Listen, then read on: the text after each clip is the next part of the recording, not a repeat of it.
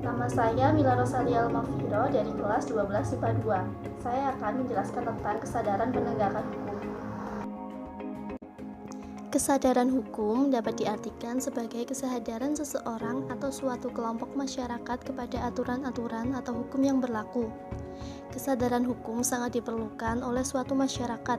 Hal ini bertujuan agar ketertiban, kedamaian, ketentraman, dan keadilan dapat diwujudkan dalam pergaulan antar sesama. Tanpa memiliki kesadaran hukum yang tinggi, tujuan tersebut akan sangat sulit untuk dicapai. Kesadaran hukum perlu ditanamkan sejak dini yang berawal dari lingkungan keluarga, yaitu setiap anggota keluarga dapat melatih dirinya memahami hak-hak dan tanggung jawabnya terhadap keluarga, menghormati hak-hak anggota keluarga lain, dan menjalankan kewajibannya sebelum menuntut haknya. Apabila hal ini dapat dilakukan, maka ia pun akan terbiasa menerapkan kesadaran yang telah dimilikinya dalam lingkungan yang lebih luas, yaitu lingkungan masyarakat dan bahkan negara. Faktor yang mempengaruhi kesadaran hukum yang pertama adalah pengetahuan tentang kesadaran hukum. Peraturan dalam hukum harus disebarkan secara luas dan telah sah. Maka dengan sendirinya peraturan itu akan tersebar dan cepat diketahui oleh masyarakat. Masyarakat yang melanggar belum tentu mereka melanggar hukum.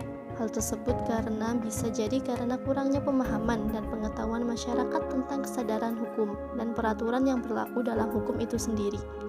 Faktor yang mempengaruhi kesadaran hukum selanjutnya adalah tentang ketaatan masyarakat terhadap hukum. Dengan demikian, seluruh kepentingan masyarakat akan bergantung pada ketentuan dalam hukum itu sendiri. Namun, juga ada anggapan bahwa kepatuhan hukum justru disebabkan dengan adanya takut terhadap hukuman ataupun sanksi yang akan didapatkan ketika melanggar. Menurut Sujono Sukanto, indikator-indikator dari kesadaran hukum sebenarnya merupakan petunjuk yang relatif konkret tentang taraf kesadaran hukum. Dijelaskan lagi secara singkat bahwa indikator pertama adalah pengetahuan hukum. Seseorang mengetahui bahwa perilaku-perilaku tertentu itu telah diatur oleh hukum. Peraturan hukum yang dimaksud di sini adalah hukum tertulis maupun hukum yang tidak tertulis. Perilaku tersebut menyangkut perilaku yang dilarang oleh hukum maupun perilaku yang diperbolehkan oleh hukum. Indikator kedua adalah pemahaman hukum. Seseorang warga masyarakat mempunyai pengetahuan dan pemahaman mengenai aturan-aturan tertentu. Misalnya, adanya pengetahuan dan pemahaman yang benar dari masyarakat tentang hakikat dan arti pentingnya Undang-Undang Nomor 1 Tahun 1974 tentang perkawinan. Indikator yang ketiga adalah sikap hukum. Seseorang mempunyai kecenderungan untuk mengadakan penilaian tertentu terhadap hukum. Indikator yang keempat adalah perilaku hukum, yang dimana seseorang atau dalam suatu masyarakat warganya mematuhi peraturan yang berlaku.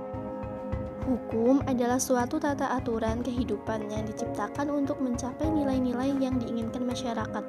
Salah satu nilai yang menjadi tujuan hukum adalah ketertiban.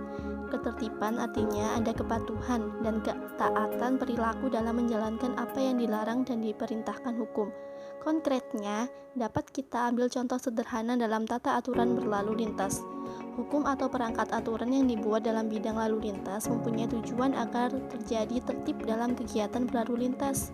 Hal ini juga dalam upaya melindungi kepentingan dan hak-hak orang lain. Untuk menumbuhkan kebiasaan sadar hukum inilah yang menjadi tantangan dan tanggung jawab semua pihak. Budaya sadar dan taat hukum sejatinya haruslah ditanamkan sejak dini.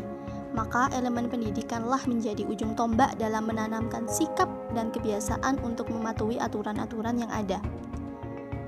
Institusi pendidikan merupakan media sosialisasi primer yang sangat mempengaruhi pembentukan karakter manusia di kemudian hari. Jika sikap dan perilaku taat hukum telah ditanamkan sejak dini, maka ke depan sikap untuk menghargai dan mematuhi aturan akan mendarah daging dan membudaya di masyarakat. Tentunya hal ini dilakukan dengan memberikan pengetahuan yang benar tentang apa saja yang tidak boleh dilakukan dan boleh dilakukan. Tingginya kesadaran hukum di suatu wilayah akan memunculkan masyarakat yang beradab. Membangun kesadaran hukum sejak dini tidak harus menunggu setelah terjadi pelanggaran dan penindakan oleh penegak hukum. Upaya pencegahan dinilai sangat penting dan bisa dimulai dari dalam keluarga sebagai unit terkecil masyarakat. Kesadaran inilah yang mesti kita bangun dimulai dari keluarga. Dengan adanya kesadaran hukum ini, kita akan menyaksikan tidak adanya pelanggaran sehingga kehidupan yang ideal akan ditemui. Lembaga pendidikan formal, informal, dan non-formal perlu diajak bersama-sama mengembangkan kesadaran dan kecerdasan hukum sejak dini. Pendidikan hukum tidak terbatas hanya pendidikan formal di bangku sekolah saja, namun juga dapat dilakukan di luar bangku sekolah. Pembelajaran mengenai hukum sejak dini harus diajarkan kepada anak-anak, agar nantinya tertanam dalam diri mereka rasa kebutuhan akan peraturan hukum, sehingga kesadaran hukum akan terbentuk sejak dini.